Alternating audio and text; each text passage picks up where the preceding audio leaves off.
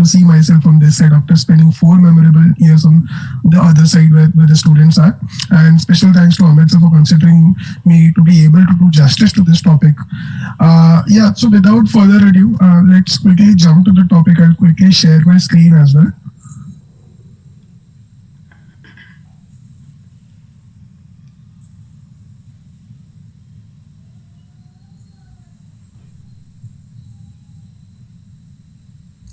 I hope my screen is visible now. Okay. Yes, it will do.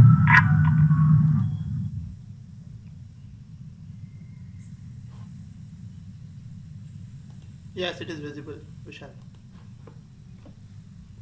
Okay. Thank you, sir. So yeah, so let's look at what the topic is, and yeah, I'm sure many of us, here watch cricket or some other sports. It being broadcasted live, we get to see most of the action real time. Apart from them playing and audience cheering, what we usually focus on is the way they always come up with a plan. Even during mid breaks or after each over, they discuss the plan of action as per the situation. And it's a case in most of the sports that we see. But leaving sports aside, we have movies as well. When they are shot, the directors follow a path, which has essentially has a plan. They don't start with shooting scenes and decide the story on the fly. Rather, the writer lets them know of a plan, which is then followed for the scene. And we can have numerous such examples where planning is the key. Then why not in a business? Company owners can't just decide overnight of product or a service. Then they just want to make space in the market and start of generating revenue through it. It has to have a plan, right? The metrics, the parameters which are going to affect things out there, and they need to make the most of it. A plan can be a document where everything is mentioned in form of a text, and it could run up to tens of pages when detailed with everything. Or a plan can be a thought process where everything exists in a mind and they can follow the steps accordingly. But for a business, a plan is best considered to be represented in a form of a diagram big enough to explain the ins and outs of a business, but at the same time small enough to be well accommodated in a single page. Why single page? Because the reader should be able to connect the dots in front of them. And when it comes to business, this diagram is what we call the business model canvas. As per Wikipedia, a business model canvas is a strategic management template which is used, for developing new business models and documenting existing ones as well. It offers you a visual chart with elements describing a firm's products, value proposition, infrastructure, customers, and finances, assisting business to align their activities by illustrating potential trade-offs. Pura bouncer, right? That's why we are here to understand it in a simple terms. So a business model canvas, as shown in the diagram, it is a template of 9 building blocks which help you cover almost anything and everything of a business from where you are better positioned to be able to answer and describe your business as a whole. Similar to examples we discussed before, it helps us convey our plan or an idea in a coherent way. And now we'll look in depth on what each of these blocks represent and take some real world examples and look at the business model canvas for better understanding. Mind it that this model can be very very well used by a company making millions of dollars every day, as well as a startup with 2 employees just starting to find their way out. So if you're already or aspire to be an entrepreneur, you can't miss this golden diagram when you plan to take your business and expose it to the world outside. Also, when you look at this diagram, the right side of the model focuses on the external entities, that is your customers and other associated people.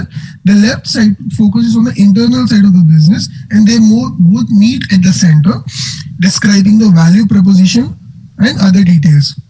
And all these blocks help us plan for the successful operation of a business, which helps you identify resources, how to generate revenue, your customer base, your product valuation, and other details of financing.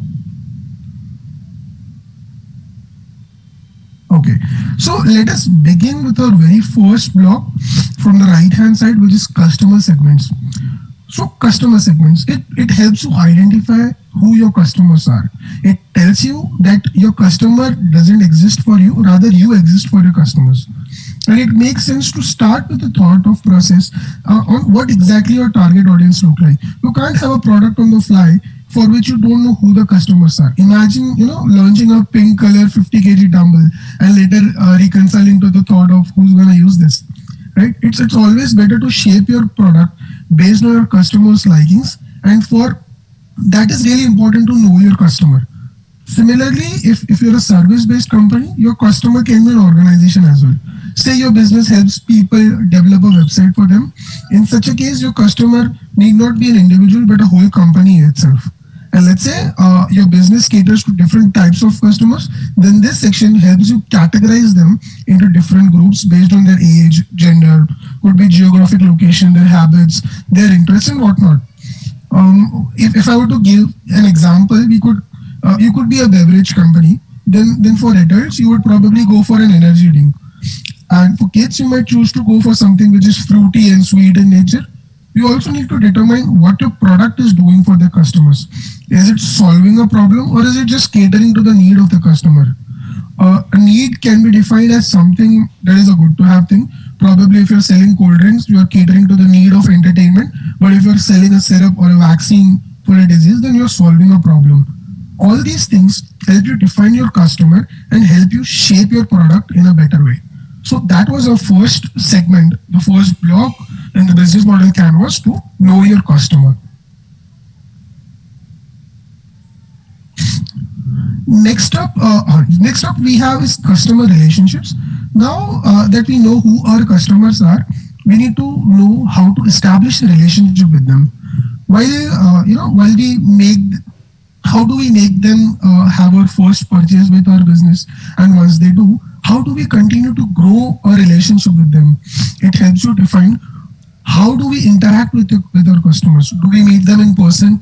Do we talk to them over emails or phone calls, or is the business predominantly online, so the relationship will be online too? A really useful way to draw your customer relationship is to create a user journey map on how they begin with the business, how they try to engage, how do they make the first purchase, and how do they continue to become a part of the ecosystem that a business has created. Right from the first interaction till the iterative process of ever growing interactions. This helps you clarify the points of engagement and the modes you should use to have a word with them. So let us consider a real world example where you are a car wash company, a car wash or a service company, and you would phone call your customer after 2 days to have a word with them if they like the service. Is the car running smooth and better? And are they having any issues? Can we be better in any way? This generous phone call would make you make your customer remember you and your service, as you're opening up a forum for them to be expressive. Hence, seeking feedback for customer relationship is also really important. So that completes the second block for the business model canvas, which is customer relationships. Okay. Yeah. Next up we have channels. So channels, as the name suggests, are the ways that help you reach out to your customers. How do they get associated with your business, and how do they become a part of this life cycle? This is best answered and catered by your marketing strategies. You could have your own channels or can leverage third party channels to advertise your product. If you own a physical shop where you sell your products, that would be your channel. If you sell online, your website is your channel. If you advertise your business via social media ads, using Instagram, YouTube, or so, that platform is also your channel. Basically, everything that helps you connect with your customers is your channel, and you need to decide your channels in a better way that are most efficient and add value to your business.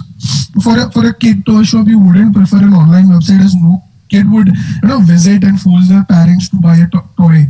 Though you can have one, but you would find most of the traction when a kid on the roadside finds toys hanging from your store, luring enough to force their parents to get them one. Whereas talking of an insurance company, a phone call or an email describing of features is a preferred way to go. So your business model has to be in a way that a channel supports your business and adds value to it.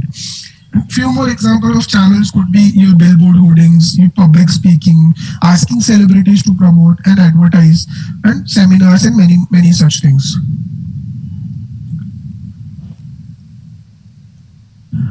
Yeah, the fourth module is the revenue model. So revenue model, again, as the name says, It helps you strategize the way you generate money for your business. This includes defining the way your solution caters to customer problems and converting it into a financial gain, thereby making your business a profitable one. No, it is most important to understand the pricing model and numbers that are going to make you stand out from the rest of the crowd. While you need to make profit, you also need to keep in mind that your margin isn't too high, making it unaffordable for your customers.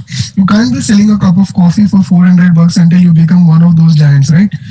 And there are different types of ways in which you can charge your customers as part of the revenue stream. So once you decided the revenue model on how and what you're going to make money on, you need to decide how what are the ways you can charge them. So let us take few examples and their revenue streams. Netflix doesn't need any introduction, but it is a subscription based model where you can take membership for say a month or so, probably a year, and it's when you subscribe them is when you pay them, so it's a subscription model. Second example could be your electricity provider. It is a pay per use model where you get charged for the units that you consume. Third one could be a commission based model. A real estate agent will हाँ sir. would charge the commission with the brokerage for say connecting two entities, which is a buyer and a seller. One could be sir advertising. मैंने So बोला है already दो Google bar is को. one of the best examples I can give. So Google helps you advertise नहीं your आ रहे product तो फिर and time क्या. charges you for the same. One could दो be a बार तो fixed बोला था rate sir as well. Already join So you करके could be रखो पहले. selling the chocolates or wafers, and its price in a retail shop or over a supermarket would be fixed. So your बोल product रहा हूँ has a sir वो fixed बोल के रखा है इसेल का कमेटी price. बनाई नहीं ना एक्चुअली वो रखा Well, है बस. there are many more. You need to figure out which of these streams does your business fall under. Yeah. So with that, we cover our fourth module. And while we have covered the right portion of the canvas, which help you decide parameters relevant to your business, we can jump on the left side where we can talk about things that are internal to your company. But I'll take a quick pause for any questions that we might have till now.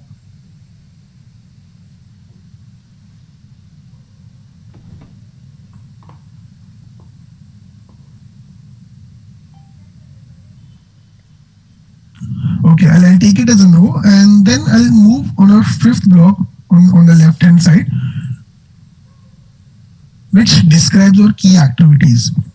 So the key activities of our business are the actions that help you that you undertake and that help you make your business a valuable one. What is it that you do to achieve your business? How do you make an impact to your customers? And let us take an example of Zomato to understand its key activities. They look up to many things to make their one food order a successful one. Their key activities could involve tying up with partner restaurants, marketing their offers and platforms overall based on the regional audience, partnering with delivery employees, packaging their food orders and labeling them with their company name, and bringing innovative ways to continuously promote themselves. All these tiny things are part of the key activities that they do that has helped them grow in a better way. And all these activities that you must directly or indirectly do should add value to the business. Next up, we have key resources as well. What are the key resources that we need to achieve and accomplish our key activities? So these resources help you accomplish your key activities and hence in turn add value to the business. And these resources are the entities that help your business do the business. So consider again an example where you own a physical restaurant. Your key resources that help you do the business and generate money are your place where people can be seated to have their food, right? And your chefs, your service staff, your cleaning staff, and all these are your key resources. What would the key resources for a bank be? Similarly, again, a physical space, their staff, their machines, their internet, their technology, and your key resources enable you to do your key activities. With that, I'll move to another block. Pardon. Yeah, which is our key partners. So key partners is a list of external companies, could be suppliers, parties, or vendors. You may need to achieve your key activities and deliver value to the customers. And this dwells into if my business can't achieve its value alone, what else do I need? Who else do I need to rely on? So take let's take an example of Spotify, whose key activity is to provide music to its customers. Now, to be able to perform its key activities of providing music to the listeners, they need to partner with several other things. They need to partner with music owners, is the company who owns the copyright of a particular song. If they want an artist to launch their song on their platform, they need to partner with the artist. They need to continuously update their libraries with latest releases, so they need to partner with every movie that's getting released. They also need to partner with internet providers for their application to be served across all the networks regardless of the region. And they also need to partner with mobile companies and operating systems like Android, iOS, and now Windows to support and enable the use of the platform from technical perspective. So without any of these partners, Spotify would run into an issue and it won't be able to do the business. Hence, key partners are also important. This brings us to the last block of the left hand side that involves other internal activities, and this block is cost structure. So this is a balance sheet of all the costs and expenditure you make for your business to run. You need to list down all the things ranging from tiniest of cost to big fat expenses and determine if the way you spend is adding any value to the business. This also helps you analyze any patterns where you can cut the cost or look for better alternatives. Say you are again a cold drink company and your printing partner on each of your bottles is charging you 10 rupees per piece. But another company who is relatively new in the space is ready to do the same design at 4 rupees per piece. You would definitely want to change your customer and also change your cost structure to save those extra 6 bucks, which in turn could be lakhs in a bulk of order. Similarly, a cost structure could include things like your rent if you are rented, or the maintenance of the physical space if you own it, your staff salary, your light bills, your website hosting cost, any legal or licensing brand fees that you're paying, your marketing and promotional expenses, and things like that. You then draw all of your expenses together and derive the cost price of one unit that you're manufacturing and compare it with the selling price you have in your mind to beat the market and decide if it's going to make you any profit. That's about the cost structure. Now that brings us to the last block in the business model canvas, which is value proposition. Taking a quick recap, we almost use the word value in each of the 8 blocks we studied. What is value? Why does everything come down to the term value? So value is what helps your business grow fundamentally as well as financially. It makes sense to continue with the business only and only if it is adding any financial value to your pocket. Similarly, it also makes sense to grow your business if it is adding fundamental value to the market sentiment amongst your community, who can't be producing tasteless, nutritionless cookies or water wafers that no one really wants to consume for. And this value can be exchanged in many ways, and in most of the cases, in a profitable business, leaving NGOs aside, one side of the value exchange is always money. Consider doctors, they charge you money for the value they add to a patient's health. Machine repair or service companies charge fees for adding value to their machinery. Actors, charge money to add value to the entertainment industry. An employee takes salary for whatever work they are designated to do to make the company better. It also comes down to the physical. It also comes down to the value you as a business are adding to the world outside, filled with your customers. Are you solving a problem? A mask company during COVID times can be considered to be adding value to the ecosystem. So yeah, everything, all the 8 blocks work with each other and for each other just to add value proposition, add value to the business. Okay, now that we know how to develop a business model canvas and have studied individual blocks with some relevant example, let us look for and relate to it a better way by considering an entire company and drafting its BCM. I'll choose to go for Netflix. So Netflix is an amazing platform and has taken over the generation worldwide. I'm sure the product doesn't need an introduction, but we can focus on how the company must have thought of its journey and various metrics that makes it what it is today. Let us dive deeper into each of these blocks blocks again, starting with the customer segment.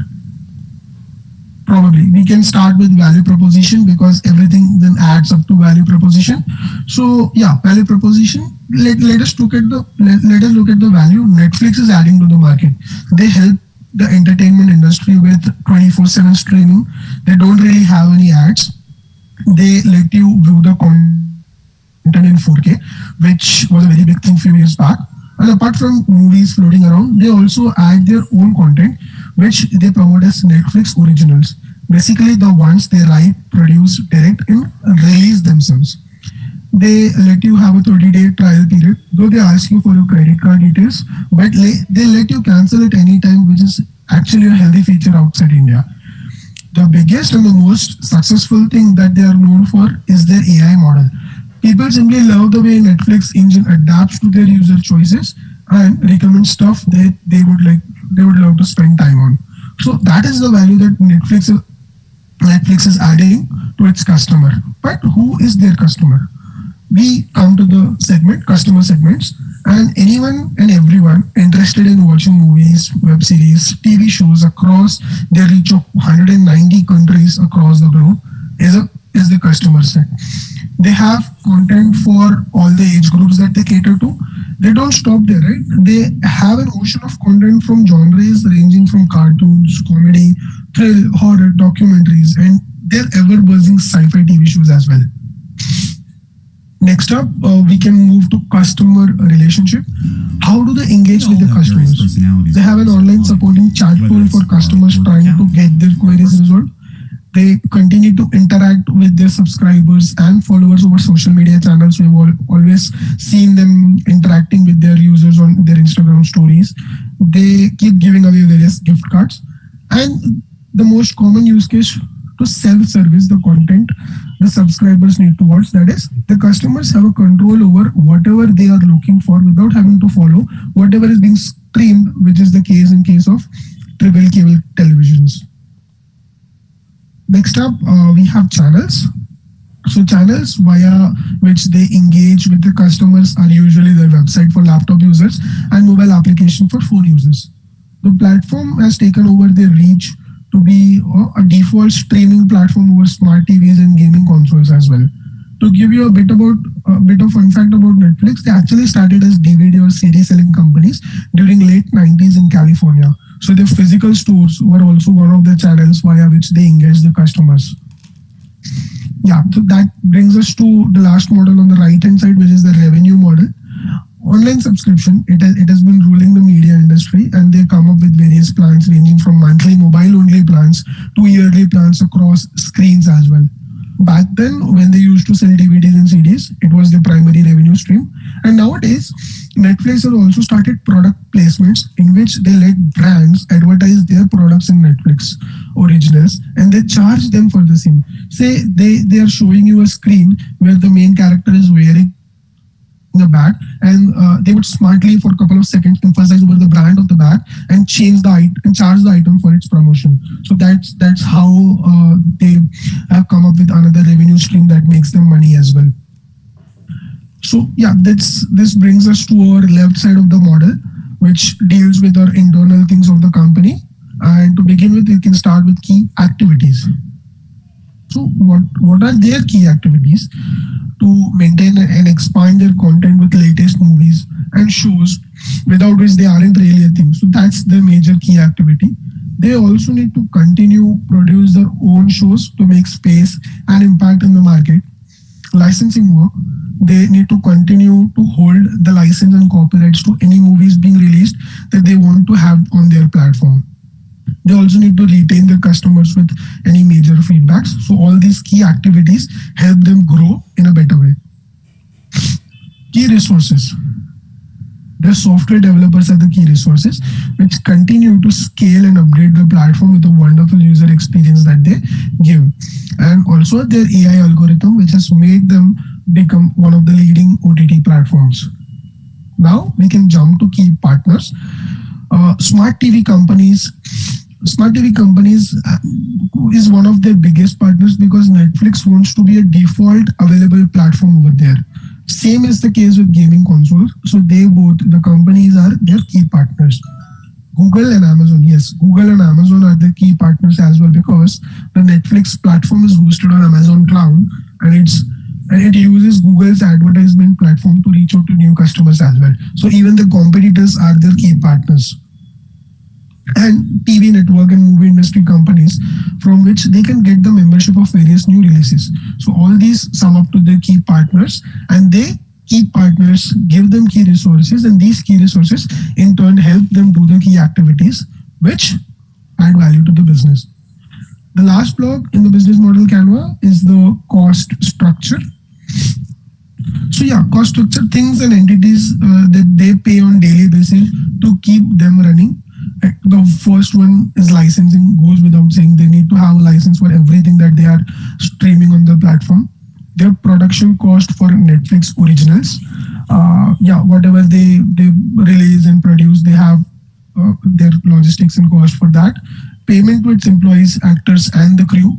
Their AI algorithm cost for it to be running on servers and host, and then their website and mobile applications hosting and maintenance cost as well. Yeah, that's pretty much about the topic with its explanation and relevance to the real world. I know the topic is pretty straightforward, but I'll open up for any questions.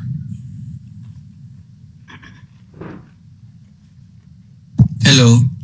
Hello.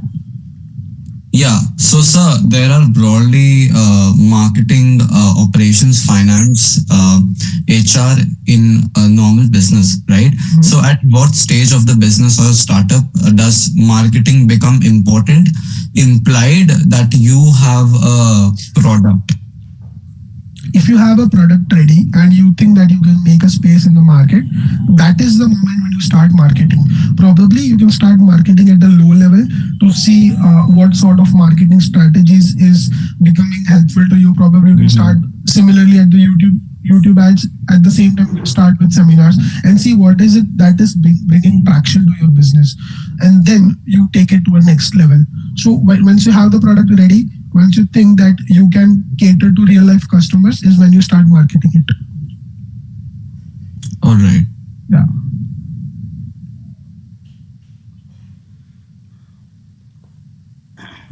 good question by the way. Vishal, just out of curiosity, was this Netflix example available, or how did you find this? I read couple of websites and went through images and then consolidated it to be available in this way. Okay, so like let's say there are startups, people like in Visit, there are people who are thinking of doing it, and we Mhm. have first-hand experience also, right? Yeah. So how Visitian should jump into this entire thing? Like, what should be the first step, and what should be the next step? So if whatever product or service that they're thinking of, they need to start brainstorming it in a way that they can present it from their mouth to someone experienced, probably mentors from Visit, or So their I'll interrupt. senior. I'll interrupt. Sorry to interrupt. Sure. Yeah. See, we can be bit specific, because I think what I understand, I'm not really going to second it fully. We generally have only three categories coming out of Visits, Visit, Yeah. which is one, like people, students writing some application, web application, mobile application. Two, they are kind of doing some hardware which can go in the market, potentially can go in the market. And three, they are doing some simple software service. And let's say four, like people are doing ad hoc businesses. Let's say they are selling some goods, or maybe they are selling dry fruits, or they are doing. So there are only four genres here from Visit generally, right? So from these perspective, how it can be, like, let's take one example, software development for that matter, which is I think most of people's interest. Then how would we go for it? So yeah, once when we consider software development and software as also software service, once they are sure of be able to in a position that they can describe whatever their business does, they can start with their customer segments, and they first need to determine what is the customer segment. So as soon as they have the product idea ready, and let's say a plan for next 1.5 years after they launch their business, they know that this is something that they want to do, they can start filling that information in the business model canvas even before thinking of marketing strategies. That was a question by Harsh. I hope I answered that. Yeah, yeah. So, like when building a product, right? We have two things. We have the aspirations of the whole team versus the what the product is supposed to do. A lot of times, the decision making tends to go towards in the social group of the promoters, as in it tends to go towards more around what we want and not exactly what the solution prefers. So how do we combat that stuck up ideology of sorts? That's a very common faced issue. So that eventually comes out if the thing that is being mentioned by the promoter is adding value to the end goal. You once you started, you might have an end goal, and if let's say promoter is asking you to do a thing, one of your partners, then you need to discuss in depth, make a list of pros and cons, and then decide if it is going to add any value to the system, any value to the business. And if it does so, you can probably consider it and launch that feature. If it doesn't require a lot of efforts, you can launch that feature to your beta users and see if they're liking it. If so, then you can go ahead with that. Otherwise, you need to stick to the plan. So like in a business journey, 10 to 15% of your initial time also and always needs to go for the business plan. And then one, because you're spending a lot of time on documenting things and deciding it, at the later stage you only need to stick to the plan unless and until there's something really unavoidable, inevitable to make your system adapt to the changes. So let's say if I were to take an COVID example, and you start with a teaching mechanism. Let's say you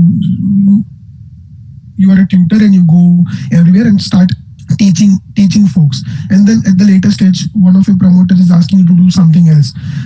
You can try that, but let's say COVID comes and you have moved everything to virtual, then it makes sense to make change to the plan. Otherwise you need to stick to the plan and you need to do what you think you adds value to your business, because you've spent a lot of time, and while you were spending a lot of time you have made a lot of considerations only and only to see if it's value to the business.